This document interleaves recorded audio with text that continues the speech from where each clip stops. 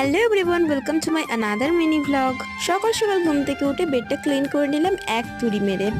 Bed clean তো হয়ে গেছে, এবার পড়তে বসে যাব। তার আগে খেতে যাব চা। হ্যাঁ, সকাল সকাল চা খেতে যাব, তবে মা আজ আর চা দিল না, হরলিক্স দিয়েছে আর বিস্কুট দিয়েছে। তো এটা খেয়ে পড়তে বসে গেছিলাম। তারপর রেডি হয়ে বেরিয়ে গেছিলাম, মামার বাড়ি যাচ্ছি। না না, মামার বাড়ি মেন উদ্দেশ্য না, যাবো একটু ব্যাংকের কাজে। তো এই যে মা মেয়ে দুজনের হাঁটতে হাঁটতে চলে যাচ্ছে স্টেশনে। এই যে দেখো, তো বনগাঁ ট্রেনে করে চলে আসলাম গাংনাপুর। এই যে গাংনাপুর আমরা চলেও এসেছি মা মেয়ে দুজনে। এর ফাঁকে চলে এসেছিলাম মামার বাড়ি এসে এই অবস্থাটা দেখে আমি তো অবাকই হয়ে গেছিলাম।